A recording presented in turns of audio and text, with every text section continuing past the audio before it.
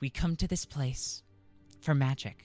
We come The to Last Will AMC Podcast. theaters to laugh, to cry, to care, because we need that. All of us. That indescribable feeling we get when the lights begin to dim and we go somewhere we've never been before. Not just entertained, but somehow reborn. Together. Dazzling images on a huge silver screen. Sound that I can feel. Somehow, heartbreak feels good in a place like this. Our heroes feel like the best parts of us, and stories feel perfect and powerful. Because here, they are. The Last Will Podcast. We make movies better. Podcast.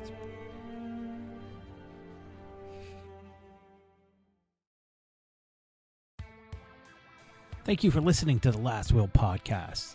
I'm Matt Young. I'm a theater educator and a parent. And ever since I lost my father to cancer, I have been mildly obsessed with death. This is my last will and testament.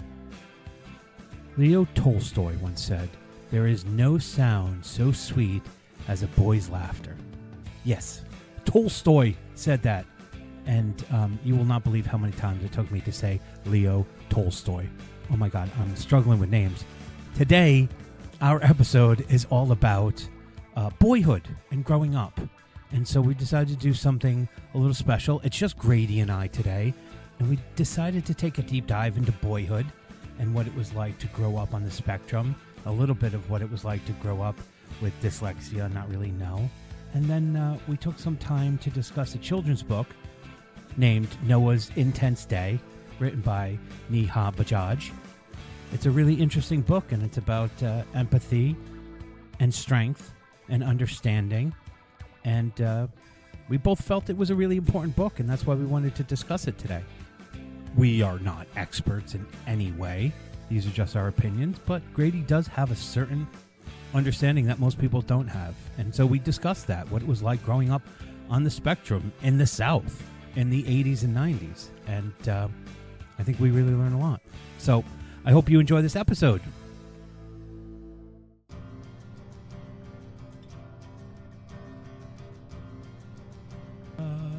It's a little different. You're in the second spot.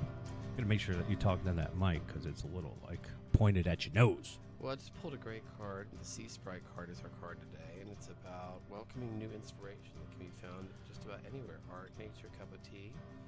Gotta get into that mic. I'm getting nothing from you. I'm into the mic. There we. Thank you. Thank you. I always want to be. Why can't we have more of a sweaty balls? The sweaty balls, Mike. The SNL. Because these were like $50 compared to $350. Okay, you've answered it. For Let's move on. For the Schurz Gotta stuff. keep it moving. Guess what? It's just a special episode. Special episode because it's just Grady and Matt. Oh, you've already framed it like that. Oh, so no. unfortunately. Shake it. Oh. Welcome to the Last Will Podcast.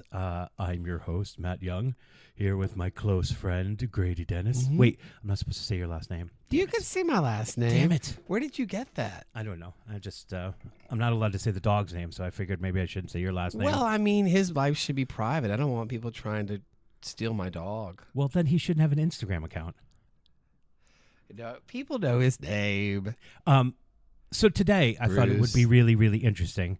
It is Easter Sunday, It is. and we are not We're celebrating looking for in our eggs. own ways. Yes, we are. Yes, we're celebrating with friendship today. Easter friendship. Because we were maybe not going to record because one time we recorded and it was about Star Wars and it was about 3 hours and it never got aired. Yes. Because we screwed the pooch. No, we're saving it for the Patreon. If we ever start a Patreon. Yes, it'll be one of your Special episodes. Special episodes. Well, here's the thing. When Grady and I talk about Grady's performance skills, I often put forward the idea that no one is funnier in subtlety than Grady is. Thank you, man. It's really something to behold because, believe me, I know inside him he wants to grab the gag and shake it and be loud. Can't do that. No. So he's very, very good with his. How's that? There you go. With his subtlety, with his humor. And I think in that instance, you were channeling your subtlety. and so it felt like I was driving the bus by myself. You were. I wasn't even in the car. I was Yeah. just kind of maybe on the phone with you in the car. That's where our famous quote, which you may have heard on our podcast before, is "You got a book over there. Why did you use it?" Yeah, you want to use it and help me. And I do have a couple books today, and we have a lovely book here. Well, here's the thing. We wanted to talk about growing up. We wanted to talk a little bit about childhood and I was thinking about boyhood. boyhood. Yeah, and we had very, very different upbringings, and I wouldn't say it's just regional differences. No. You know, being a young autistic boy, I'm going to say it, Okay. in the 80s, And 90s. and 90s, some And 90s, as a teenager in the 90s. yes. We didn't know as much about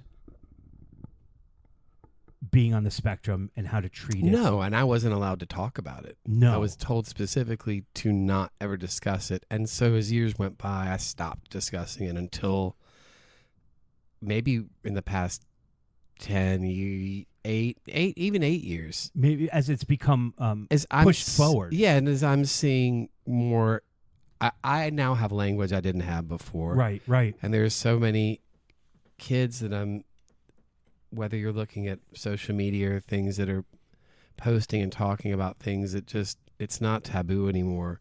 So in a way, I'm having a boyhood of my own in some way Yeah. that I didn't get to have, and I wasn't interested in as a kid. Well, I think, and this isn't, we're not like putting down parenting or anything like that. There, like you said, there was a very hush hush. Let's not talk about any of this stuff. No, you couldn't.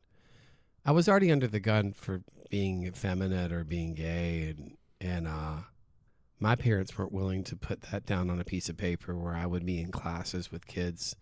We talked about this before, that need serious help eating or being able to stand and things, because with classes with disabilities back then, as you know too, it wasn't just kids with, as they called it, Asperger's back then. There was other kids with, muscular dystrophy and things. There's just everyone lumped together in one class. So Right. which is just not, it doesn't work. No. It's not fair.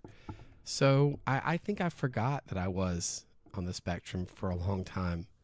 So when I'm taught to people now, I go, I had no idea. I'm like, well, Right. I wouldn't talk about it, but here are all these things. Can you see now how they add up? I go, oh, yeah. Yeah, I mean, they probably didn't even have the language of the spectrum. No, I mean, at no, that point. no, we didn't. And I mean, Or professionals did, and it just wasn't a common no. place. And I find it sometimes hard now when I see people from my past to talk about it or to express it, and it seems shocking to them. Because it's so much more accepted now? Yeah, but because they didn't know. And why didn't you tell me? I'm like, because we didn't talk about it. I didn't know how to talk about it. I was told not to talk about it. Right. I'm meeting a couple college friends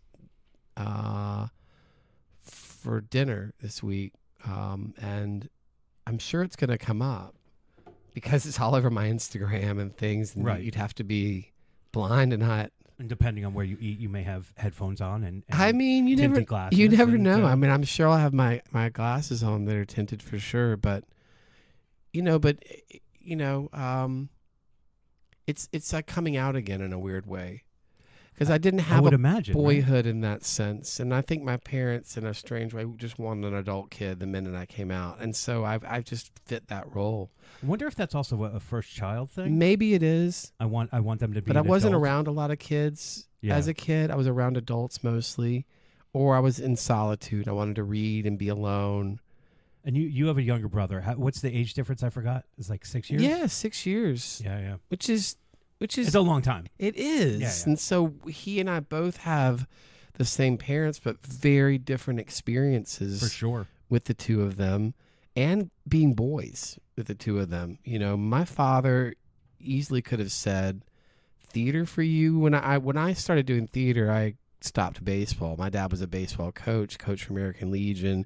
He was a fabulous baseball player in his own right. My brother's a fantastic pitcher, great player, and continued on through all of his school, his years. and when I stopped, I had gotten my first lead, and Daddy said, "You've been cast in this. Do you want to quit baseball?" And it was the only year I'd ever been on a decent baseball team. Right.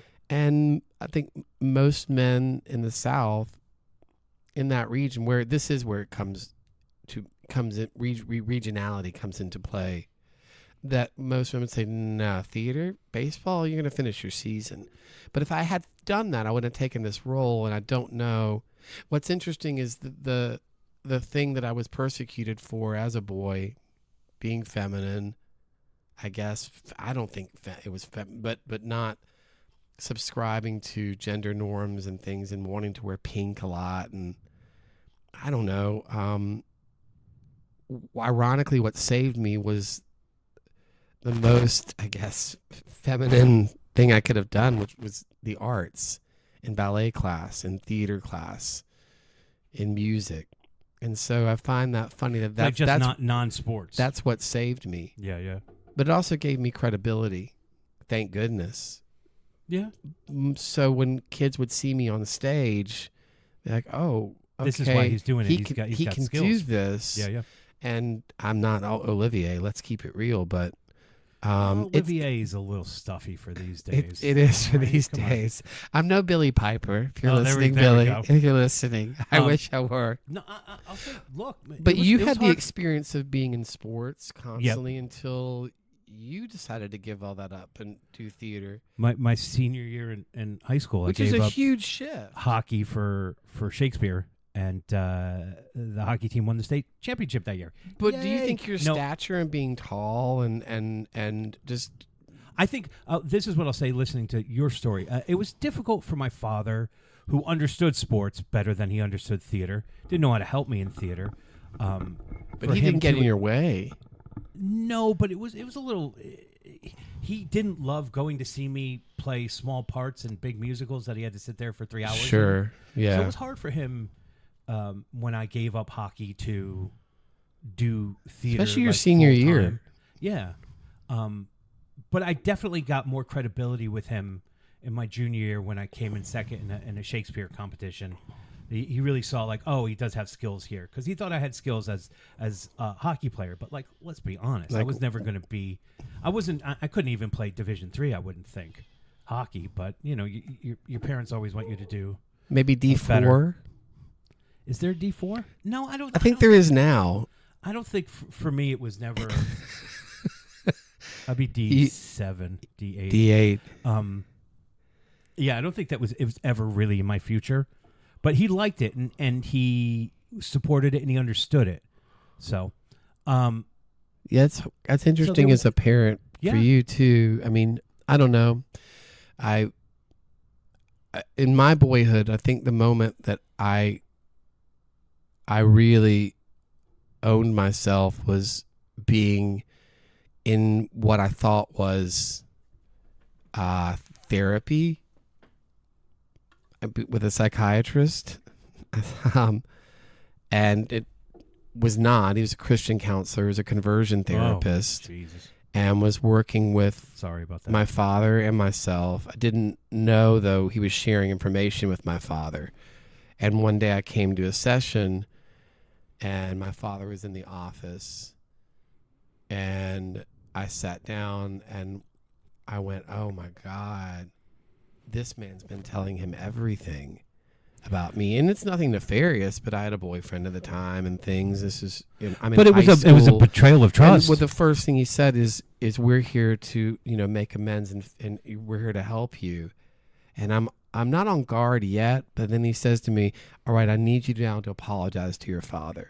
You need to apologize for the son that he wanted, Go that you're not fuck able yourself. to be. Jesus, You need to Christmas. apologize for the son that he hoped for and prayed for and wanted, had such great sporting ability and didn't use it. But it's time to apologize to your father. And I remember saying, I will do no such thing. I will never apologize for who I am and for what I love and who I love. How I old will were you? Never apologize. 17. Oh, And so At least you had that clarity. I said some choice words that weren't nice. My father did not fight me. He did not say a word. I don't think he realized what this therapist was doing either to me and wanted to send me off to some camp for the summer that was going to be fun, which I was doing theater, so I wasn't going to do that anyway. But I remember telling him, I will do no such thing. And I said, you should be ashamed of yourself. I'm so embarrassed. I'm so upset. And I will never apologize to my father. Never. I will never apologize to anyone. Which I think is also what kept me going through those horrible years growing up of not having a traditional boyhood, of doing theater and being surrounded by theater people. And isn't it interesting, though, that there's energy and power in the fight? Like the minute you were backed in the corner and that you had to fight. Yeah, my fight was disengaging from it and going, I won't do that. I will not do this. And how dare you ask me to apologize? We're sitting here talking about other issues. Why don't you deal with who you got on the couch in front of you? And I love my daddy. He's wonderful. He never stopped me from doing theater. He never, and I think they knew there was a big danger of Grady's going to have even more fire up against his back by doing this. Difficulties. But if he can handle it, and I did handle it, I'm so thankful I never gave it up to try to blend in and start playing baseball again and maybe play football. But I mean, starting at 17, that would be crazy. Well, but I mean, I had given it up for so long, but I look back and I don't have any regrets. And I certainly don't. That moment stands out for me. It was like, that was a big turning point in my maturity, I feel like. Well, let's go back a little bit, right? We have this wonderful book here in front of us. Yeah, it's really, really cool. I just read it lickety split. Yeah, because you're a quick reader. Took me 2 days. No, it didn't take me 2 days. I read it very quick. It's brilliant. A friend of mine, Neha Bajaj, I hope I said that right, wrote a children's book about autism. And the title of it is Noah's Intense Day. It's really, really, really cool. When I heard that, the title alone is just fantastic. Yeah, and then I told you about it, and we had like a 30-minute discussion just about the title before we even read the book, just because of the clarity of the word intense. When it comes to the experiences of a young person dealing with stimulus that is overwhelming for them. Mm-hmm. And that's like at the core of this book. So we both read it, and I wanted to talk a little bit about it. When I first read it, I was a little surprised that the protagonist is a children's book, but still, the protagonist of the story is the younger brother of a boy who had autism, has autism. And I just immediately went, this is such the coolest way I think I've ever seen this explained, because the brother is looking at the other brother and going, I want to know what it's like to be you for a day because you're so strong, you're so cool. Right. And so then the boy does get to be like his brother, and then everything, all of a sudden there's sunlight and he can't see, and he says something, I think, to the father, was that real? Is that really happening? Why is it so glaring? I can't see. Right. In the classroom, everything's loud, he can't hear, and realizes how much his brother goes through just to get through the day. It's pretty like... It's intense. Yeah, it is intense. And simple's not the right word, but like so. It's so, clear. It's clear, yeah, of what the experience is. And it's interestingly anything but simple, but it's so clear that the simplisticness that is there makes it really easy to digest instantly. I didn't have to dig deep to understand this, and I feel for this kid. Yeah. It also is like both of them. What we take for granted often yes. in our everyday life. Absolutely. Having, we obviously both worked on Curious Incident, all of the things that Christopher goes through in that story that make a good day and make a bad day, we take for granted in our everyday lives because we're not paying attention to any of those things. Listen, the train was loud. Get over it. Go to work. Right. Be fine with it. Right. But I don't have the processing skills to be fine with it right now. I have them to be fine with it later, but right now I can't process that. Right. So you telling me I need to get over it, not going to help. It has no bearing on what's going on because this isn't a matter of like make your mind strong. Right. And then you're looked at though as, oh, this kid's a problem. This kid's loud. And then you add the boy in it. It's like, be a man. Be man. Come on, man up. Yeah. Man up. You can handle it. It's just a walk to the store by yourself. Right. It's not that loud. I'm like, but it's I'm here. You know, we went to see the movies recently. Yes. Project Hail Mary. Loved it. Fantastic film. Matt's read the book. I have not. But at one point, Claire's to the left of me. Matt's to the right. I've got my headphones. I always have my headphones in the theater just because I need them. And I've got my glasses so my eyes aren't going to get overstimulated. I don't want a migraine.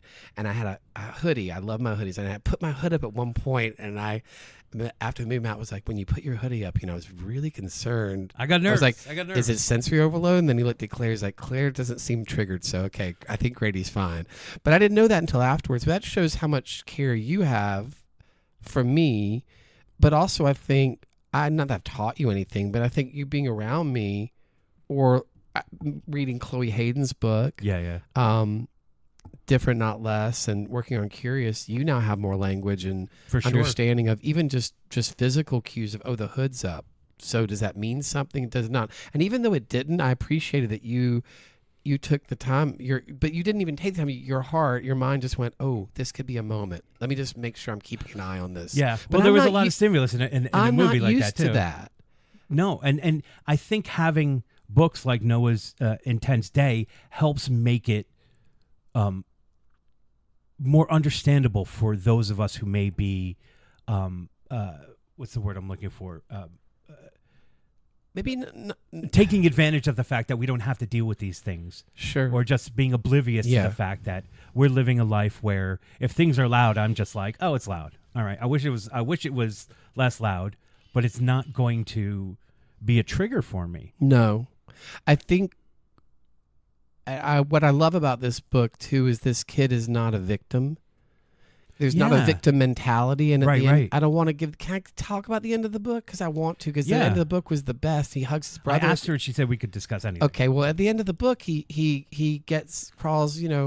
It's nighttime, and crawls in bed with his brother, gives him a hug, and he's like, I am myself, but now I really do want to be more like my brother because he's the strongest person I know after experiencing what his brother experienced, and that's beautiful. Yeah. It is, because I grew up. I think I probably had a bit of a victim mentality, but if I were or kept acting like a trauma victim, then that's what I'd become. The effects, they'd be worse and worse, and they would last longer. And I see people in my position that have become trauma victims because of the situation they're put in with how they were born. Yeah. Different, not less, right? But I don't know, because my body always knew what was going on, kind of, but my mind didn't know how to talk about it. Do you think like that the support, if you had gotten in the simplicity of it, I think about the this all the hugs time. and the understanding and the making space for your experience would have. That's a really hard question, because I think about it a lot. I think about if I was allowed to just stem openly and just have echolalia, where I'm just not having to sing a song. I can just make noises. I could make sounds, and they would calm me down. But for me, I was like, okay, I don't know why I knew this as a kid, but I didn't know what stemming was, but I was doing it. But I had to attach a song to it, so then it seems normal. I'm just singing a song when really I'm trying to self-regulate my body. Well, you're and we've discussed this before, but you're putting on a mask for everybody else, Sure. so they're comfortable with it. Meaning that you can't be yourself in these moments. No, so which is twice as much stress as you're probably already feeling in the moment. Yeah, it is, and I don't really know how I'd be right now. I look at kids. I saw a friend of mine's grandson for the first time in a couple of years, and he's on the spectrum. He's autistic and is just light years, and he's so cool, and it's amazing. I'm so proud of him. Just saw him the other day, and I just was thinking, gosh, I wonder how, if I would have even spoken early. I felt like I had to do all these things. Yeah. And once theater happened, though, for me, the great part was I could dive into someone else like nobody I knew. I could be someone else. In a lot of ways, you've been doing that for so long. And I've been doing it already. So the ability was already there. Yeah. The need was there. Yeah. Not just the ability, the need was there. I had to do that. But then in that, I like I said earlier, I think I'm having a boyhood right now that is playing out, not in a way that I'm acting like a kid or something, but they're just things that I didn't get to experience. But I do wonder if I had had that support, if I would have been quieter, if I would have been able to take time, if I wouldn't have had to put on a show so much. Well, but would I be as strong as I am now? I don't know. I mean, it's the same thing with I'll just make it about myself here for a second, but same thing with my dyslexia. Like, If you had known, what would that have done? it would have changed who I am at this point, and do I want to change that? Are you willing? Exactly. Are you willing to let it? And I don't know that I am through everything I've been through, but I'm not an anomaly. I'm not a 1 in a million story. What's great and what's also tough too is there are millions of other kids and adults going through what I go through every day, or what you go through every day, with just trying to just read a simple article in the paper. What's a paper? I did it, yeah. No, but like, again... But that's, again, an unmasculine thing. Yeah, I don't mean to keep bringing it back, but like, come on, man. And so, because boys don't talk about those things. Boys go through puberty. Their voice changes. Armpit hair, all of a sudden they stink. And, where girls are sharing with each other, oh my gosh, this is happening with me. Boys don't talk about it. We don't talk about anything. No, I mean, and that's centuries of bullshit. Centuries of bullshit, but now here's the pendulum swinging, and you're looking at this documentary, Manosphere, and like these boys looks maxing, where the thing that made boys feminine and ooh, what a fake dude back in the day is now like, oh no, you break your jaw in half and then get it fixed again. You want the perfect jawline. Wear makeup, wear foundation, take care of your skin, look at your body. So it's very interesting how that's swung around. Well, we were just talking about it before the mics were on, of the idea of like pushing back your vulnerability being a weakness and not a strength. Sharing your vulnerability being the strength. Sharing your vulnerability is the strongest thing you can do. Yeah, absolutely. Because once again, it's just like I said, I could act like this victim, but the more I would do that, the effects they're going to be with whatever it is, they're going to be worse and worse and worse and worse. They don't get any better if that's the role that you're going to play. And look, of a poor me role, and poor me sometimes. Sometimes I'm in an airport and I'm like, I can't handle this, but I have to because I have to get on a flight. Right. So I have to go, okay, you are having a moment right now. What can you do? I don't look at it anymore from a direction of, oh no. I go, what can I do? Because you've got to solve the problem right now. And if you don't, you know what the consequences are. Yeah. And if you have a meltdown and you're alone, if I am alone, that's bad. It's really bad. I think the ultimate gift that this book, Noah's Intense Day, gives you is because it comes from the little brother's point of view. Amazing, It teaches, it's teaching empathy, right? It's letting other people know. It's anybody who reads it is coming at it from a point of view of an outsider is probably the wrong word. No, but you're looking at it from an point of view, another lens. And then it's so amazing at the end of the book. I now want to be even more like my brother because he's so strong. That's what he got out of it. Not like, oh, my brother has to go through all this. Oh, my poor brother. No, my brother's strong. Yeah, it's not a point of weakness. It's a point of strength. It's a point of strength, which is so. This is one of my favorite things I think I've ever read. I feel seen in a way. Yeah. As a little boy right now that I am so thankful. This book is just fantastic. And having books like this out in the world are fantastic because again, it's showing everybody where they can be empathetic. It's showing people that people with who are on the spectrum have a strength that we don't have to use daily. It's really, really important to because awareness is at the key of awareness is everything, isn't it? Yeah. So in general, you want this book, Noah's Intense Day, go to Amazon. Or Noah's a local bookseller. I don't know if it's at local books. I think it may just be on Amazon. So let's put it in local book. Let's buy a whole bunch. We'll put it in local bookstore. Wait, are there local bookstores anymore? Sure. Really? I believe our friend who we did One Man, Two Governors, her mother works at a little bookshop and she orders all her books from there. And once she knew how much I love to read, she was like, "Oh, we can order you anything anytime because everything I'm ordering is from Blackwell's in the UK, which is owned by Waterstones."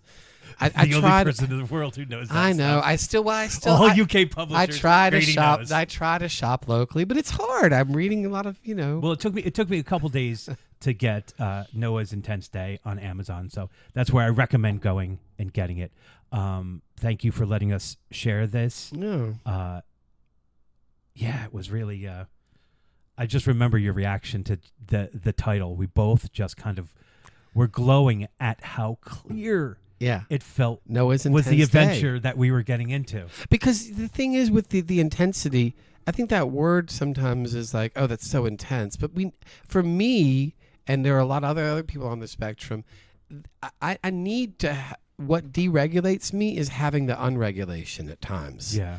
And knowing that that's okay, having that meltdown and just being able to let the air out of the tire, the Right. air out of the balloon, and then I can go back to the middle. But unless I have that meltdown, I can't do it. So there's a really, really strange dance that happens there too. Right. And it's not fun. But if I don't do that, again, it just gets worse and worse and worse and worse and worse because I'm just putting everything and stuffing it down. But it's great to open this up without even like he had to put on his head, dude. He's just living his life. Yeah. But that kid, that's just it stands out of my mind when the brother can't see in the car because the light is so bright outside, and he's like, "Am I imagining this, Dad, or was the light really that bright?"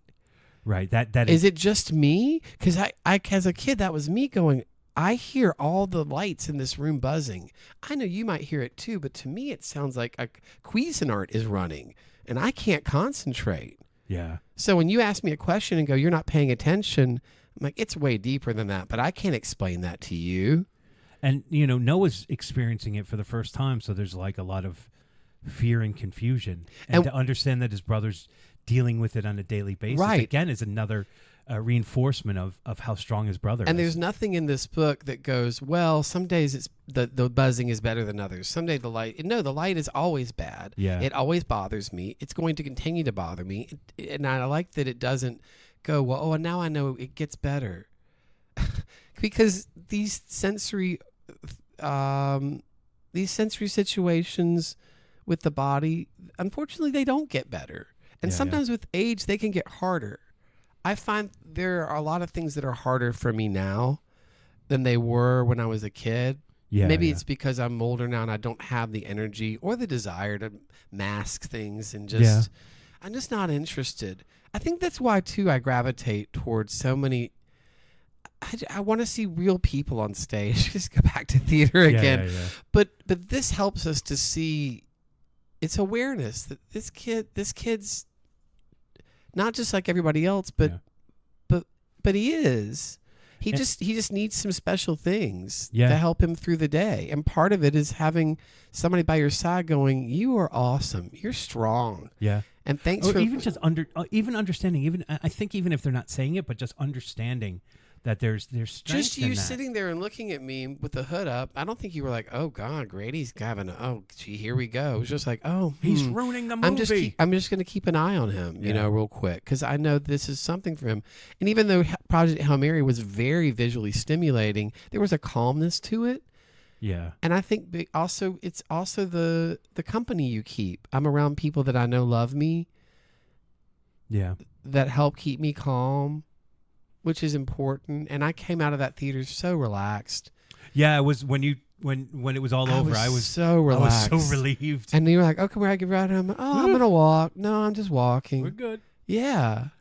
Well, Neha also told me that she goes to schools. There's a National Awareness Day, and she goes and reads this book to schools, and they have discussions, and so it's become in the part of the school experience. I'm sure there are other people doing other things just like that. So it's not this strange thing. Like when you were a child, I'm sure it was this strange thing, and you got put in the classroom with other kids who had difficulties and stuff like that. I mean, we're bringing it to the forefront, which is awareness, making it easier. Even in high school, I'll see high school friends and they have memories of me being in class. I'm like, but I wasn't in class with you. I was in a place called the Learning Center. Yeah. No, with a private tutor, and then I would see you in other classes. Even in college, though, I mean, I was thrown into this remedial program with, I don't even know, whatever.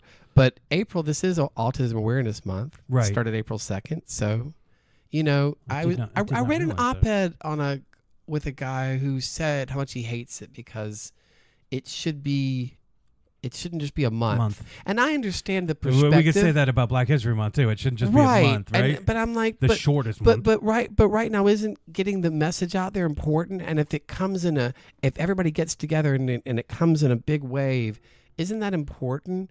And so yeah, it should be every day. It should be all year, and it is all year for me. But I have a different opinion than I hate it. Look, Noah was having an intense day to start with, Mm-hmm. and then the fire alarm goes off. About it. Come on. That's rude. Like, that's just The strobe rude. light, all of it. Ugh. Yeah. So loud. He says it's way too loud. Anyways, Neha, thank you for letting us share this book. Go to Amazon. The illustrations are great, too. It really, the whole thing, I really highly recommend it. I love it. So, I, as you all know, since we're talking about boyhood, childhood, whatever, I was in the pocket for most of it, playing sports the way you're supposed to play sports and stuff like that. But I was also said or told very early on that I wear my emotions on my sleeve, and Right. My emotions will get the best of me. There was some phrase that I think I've just thrown out. And so that was the label that I wore with my parents and with school, and I had remedial reading classes and stuff like that. And then it turns out, as most of you know at this point, that I was diagnosed with dyslexia like 3 years ago, something like that. Kind of crushing. And it was because for so long, and I'm sorry if I'm repeating myself, but I went through most of childhood. I'm stupid. I can't do this. Yeah. I don't think I really read a book in high school. I was just really good at bullshit, you know? Yeah. So all of these form of masking as well. Yeah, all of these great novels that I've either listened to or read as an adult, because I can read and I get into a rhythm where I get better at it, and I try to ride that wave. But most of my life, I just felt stupid for not being able to read, not being able to retain what I was reading. If you were a kid now, someone would Absolutely. think probably have gone, Matt, let's come over here. Let's do these exercises, and maybe have called your parents and said, I think we need to talk about this. Look, no, as a teacher, the amount of but you know how to paperwork I get bullshit. yes. Yeah, but still. But if you didn't know how to bullshit, maybe then someone would have looked into it. But I doubt it. It just, I don't know. I think it was just easier to bullshit back then because they just. But didn't even have that the word skills. dyslexia was like, oh, you're dyslexic. Oh my gosh. It was all so Yeah, brooding. it was a scarlet letter. ADD. Oh no. Oh, you're hyperactive. I'm like, that's such a no. It's not what it is. No, because they would not have pegged me as ADHD, which I did get diagnosed as at that age, because I wasn't hyper, but my brain was. But that's the thing. I couldn't concentrate on certain That's the thing things. about the hyperactivity. The hyperactivity takes place in the neurons, and it takes place in Right. the brain. People don't understand So that. my body, which is maybe why the subtlety with theater for me, and you can do this too. I can be as still as a stone on stage for hours. Yep. But in my mind, things are going 1,000 light years a minute. Yeah. That's why Suzuki method helped me so much with theater, which I know you find intense for a child to learn. But that's the point of, it's like the Ferrari with the brick on top of the accelerator, but you're in neutral. Yeah. So the engine is running at full speed, but you Did are you just Ferris Bueller us? But you are. I did. But you are still. You are still. Yeah. But you can feel the buzzing everywhere. And when we did One Man, Two Governors, I would know I was ready for Alfie to come out for that crazy restaurant scene where I could just stand still, and I can do it right now. I feel it all through me. It's crazy, but I know how to keep my body still. Again, it's a weird form of masking, but it also someone hundreds of years ago with Suzuki method discovered how to use this with theater. It's a very intense training, but it works and it's cool. For the whole sandwich bit in One Man, Two Governors, it was all about stillness. And I could have rode that laugh But it's not, but that's for not 12 years. Yeah. But I knew this We the have to stiller keep I going. was. Yeah, I think I did milk it for a lot. I don't What it was. you know what But I love stillness on stage. I love it. I think it's you and I one of the both most do. powerful. That's it's what I so think that's much what fun. we connect with stillness and distance. Yeah, you yeah, and I yeah, both. The minute when you first directed me in Boys Next Door, and you kept telling, separating people, stand further. I was like, oh yes, distance. People don't get If somebody gets in my face to have a conversation, No one does that. I don't need you close enough. I can do dental work on you. No, because people when they're acting are like, oh, I'm talking to this person. Yeah, I need to walk towards them. No, It's they're like, right no. there, right there, over there. You know, What Mike Nichols tells you early on, like when you don't look at someone who you're intimate with, that's very, very powerful. Like there is an intimacy that comes from not having to make eye contact. To be in a room, shared in a room, sharing ideas and not making eye contact. So you don't have to be close. And I think that goes back to talking about autism on the spectrum. People, it's hard to make eye contact. It's easier for me to make eye contact often with people I don't know than people that I do know. Yeah, I would. Well, and I see that in you. For me, it's awful. I don't, but I don't know. Maybe it's that the people that know me well enough can read me, and if I look in their eyes, they'll know what's going on. But people that don't know me, I can look in their eyes a little bit, or they're also not looking for me to do that. So then there's not an issue. But if I know someone and I'm not making eye contact, anyway, I'm tangenting I like it that a little bit. every time we talk about autism, we point to the book. I have it. I keep touching it. It was a tense day. Buy it at Amazon. Yeah, it's a beautiful day. It's a beautifully intense day. It is a beautiful God, I love day. this book. I really, really, really, really love this book. Like the minute I found out that it existed, I was like, I gotta have Grady read it. I want to make a play. I want to write. I want to adapt this. Really? Mm-hmm. I know the author, so we could probably get the rights. And whoever's looking this up right now and put your quill down. He's gonna copyright it. Put your quill down.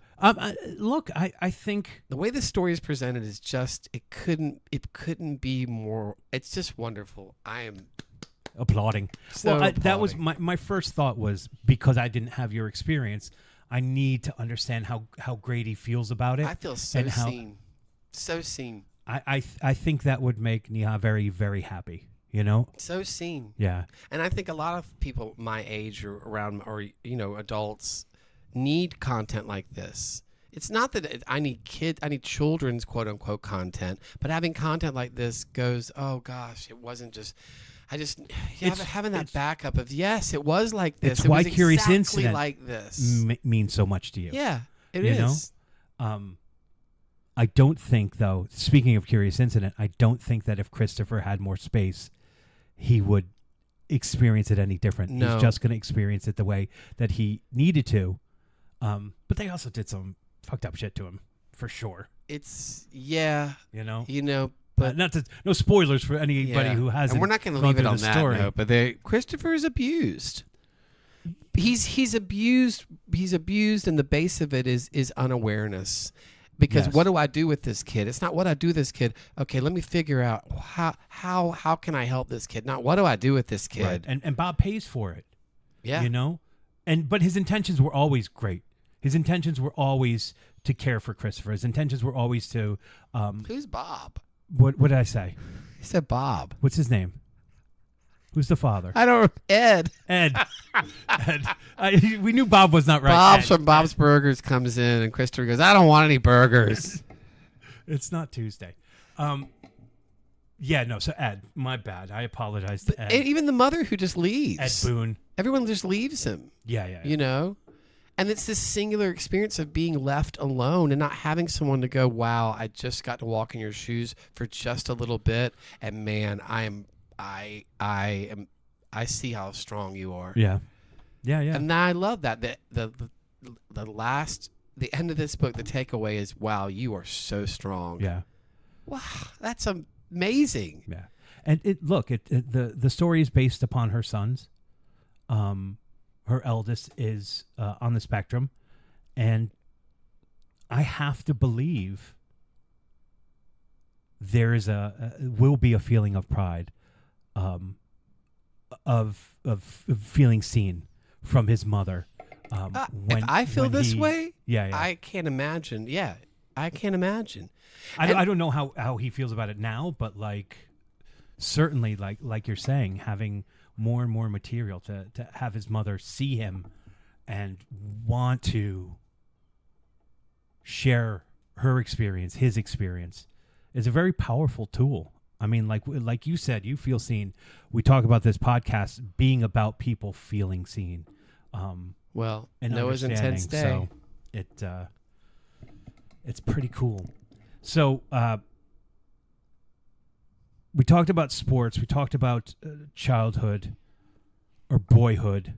The idea of what this is the thing that I wanted to bring up too, is like there's all of this, and you think it's somewhat regional too.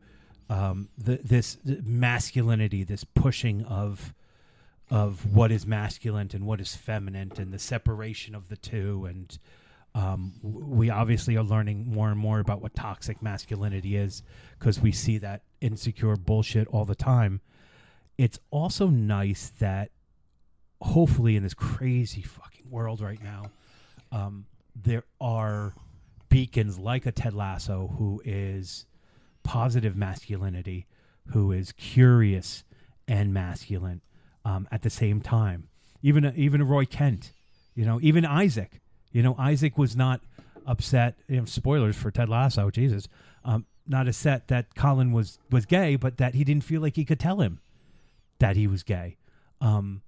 This accepting of being masculine and vulnerable at the same time feels like it's having a renaissance. No, renaissance means that it's coming back. No, it's changing. I mean, all of a sudden Harry Styles has pearls on, and every guy has to have a set of pearls to wear because Right. Harry Styles said it was okay. well, what else are you going to clutch? But honestly. this is much more. That's true. Thank you. But- Thank you. I thought but it was going to it- just go it- past you, and you weren't going to laugh. But men are so. Listen, women don't submit in the way men do. Men have so much more of a herd mentality. They want to start the wars quicker. They want to make the group quicker. They want to have the frat. Men have such a herd mentality. Yeah. They want to pile up on the one person that's different. I'm generalizing, so nobody write in. Or you can write in. We'll take any of your Well, letters. yeah, whatever. But that herd mentality is where you go. Yeah, the mob but is where you lose just your call- individuality. You just come. for sure. Yes, exactly, and it's where women do not. Yeah. Women are like, no, I'm not going to submit. If women had submitted to, it's the men who are weaker Yeah. in that sense. For sure.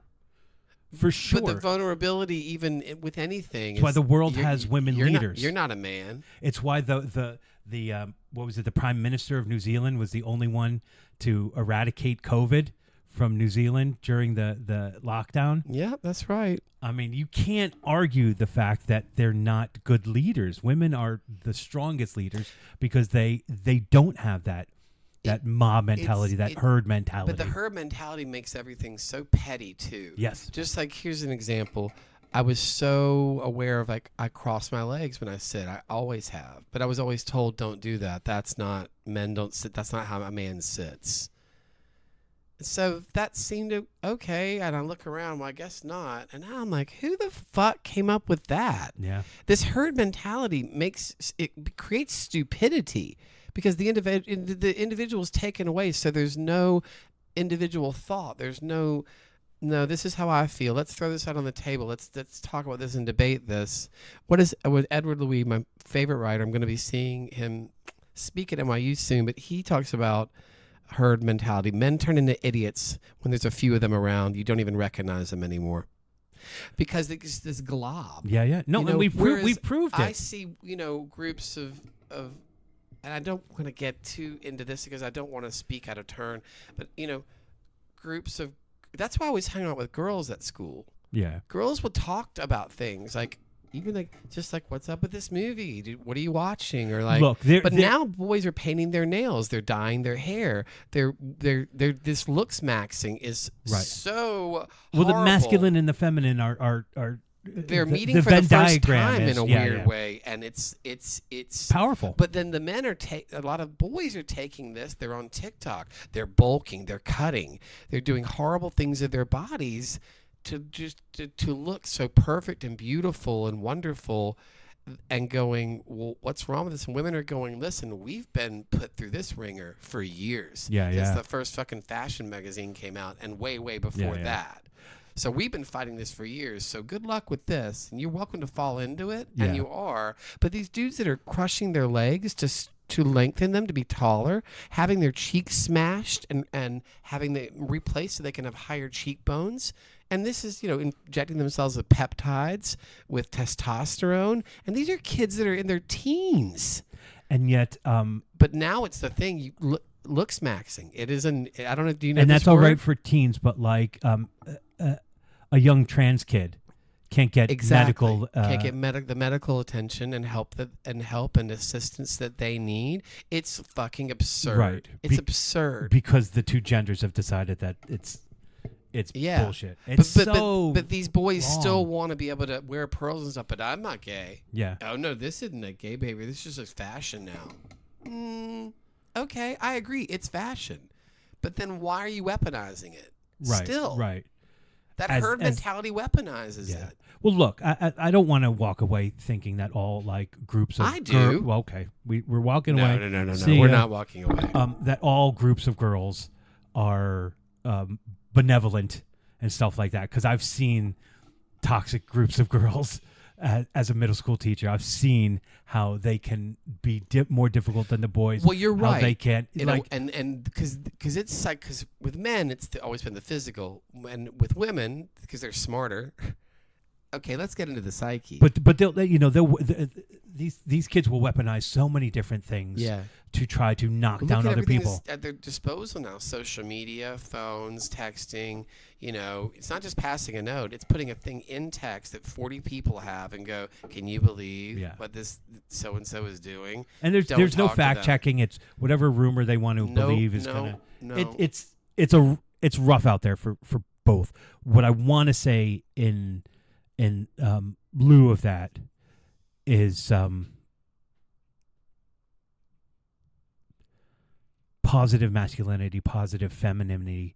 We know exists. It does exist. It's not one or the other, and that we have to embrace the positive as much as. I venture to say that it's the same, and it's just been. Pink is the girls' color. Boy, I don't know where all this came from. Well, that with my kids, that was a huge part of something that we worked against. If they wanted to play with dolls, they play with dolls. Didn't have to be trucks. Didn't have to be blue. Didn't have to be pink. Right.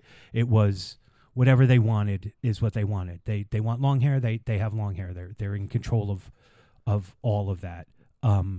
Because it's their body to do that stuff. So that was a huge part of how they grew up. And I think my boys are more sensitive than most, for sure.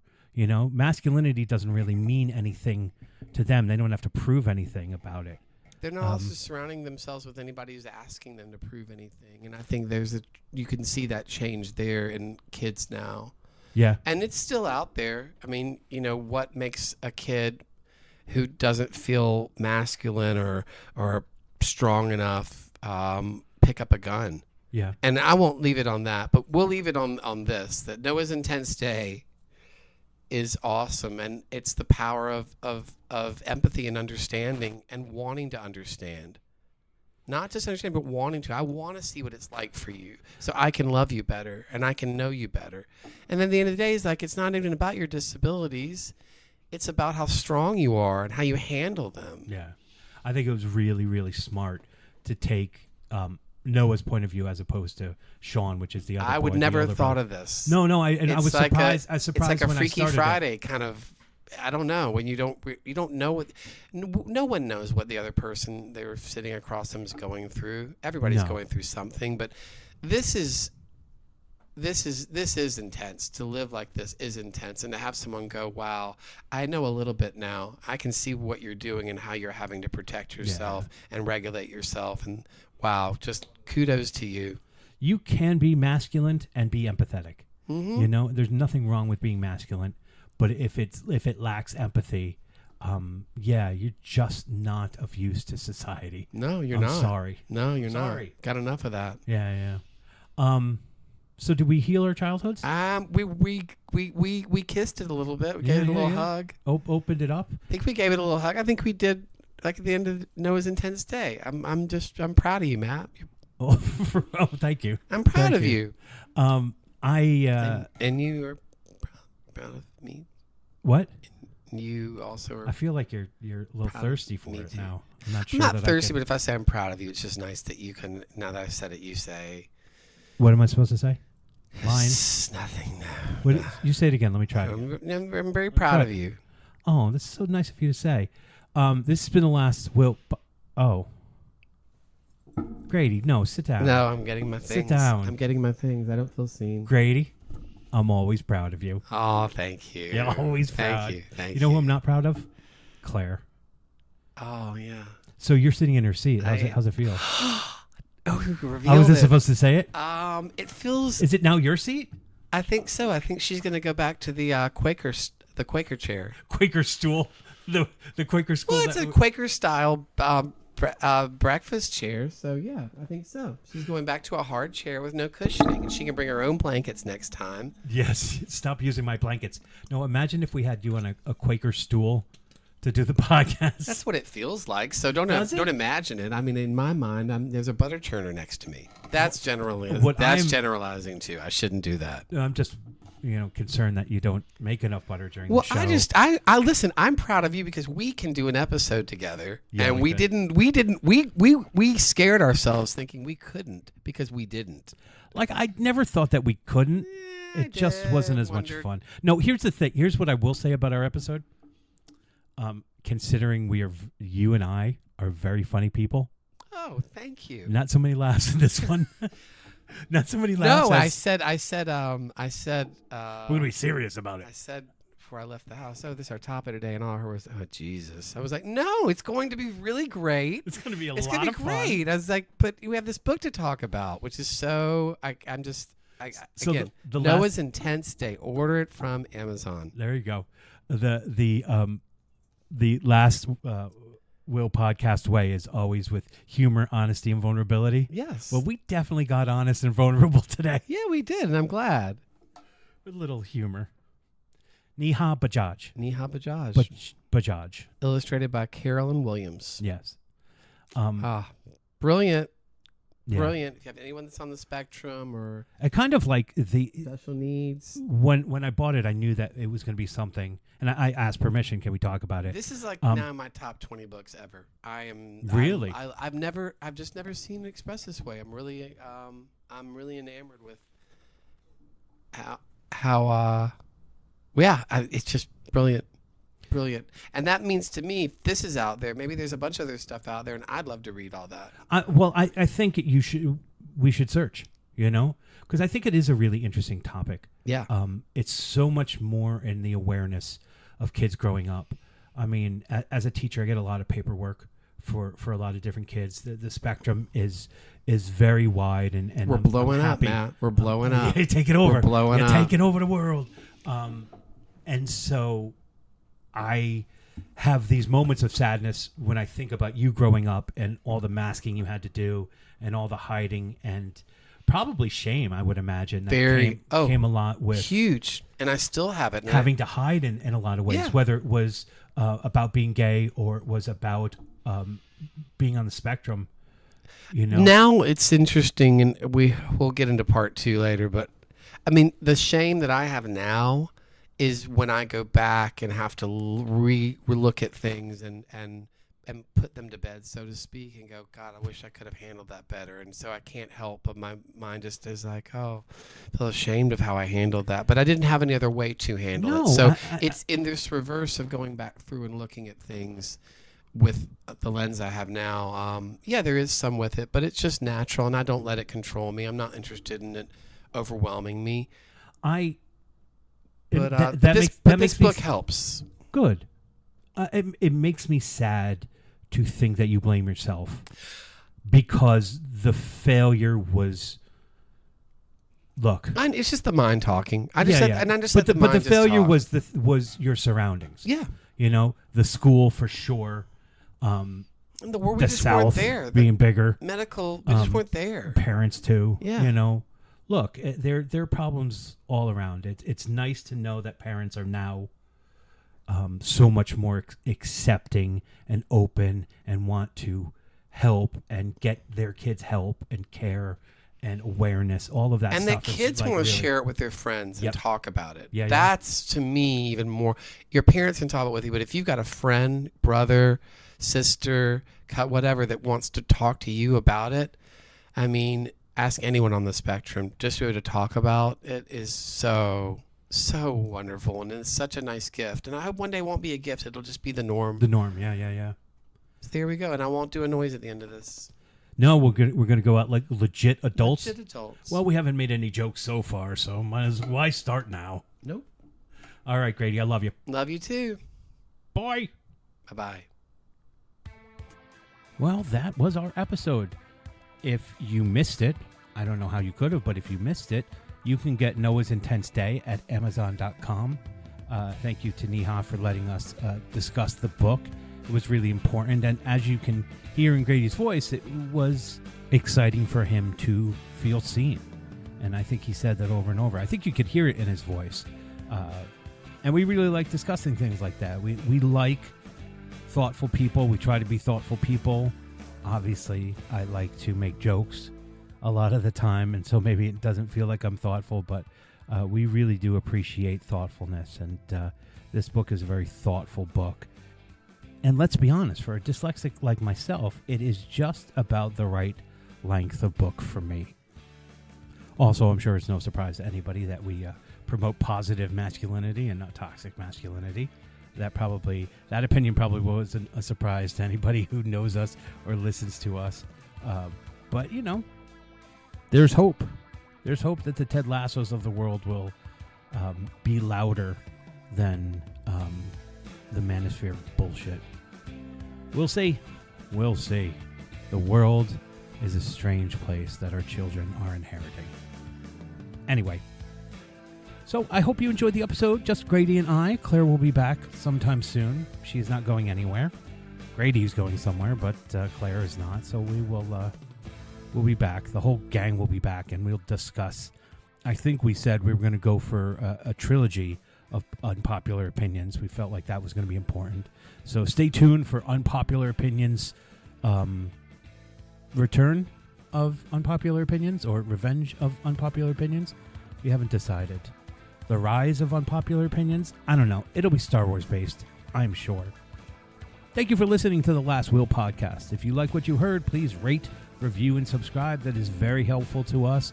And if you like what you heard, you can tell a friend. And tell a friend to tell a friend. And tell that friend to tell that other friend to tell a friend. And then more people will listen. And that'll make us all very happy. Until then, onward, forward,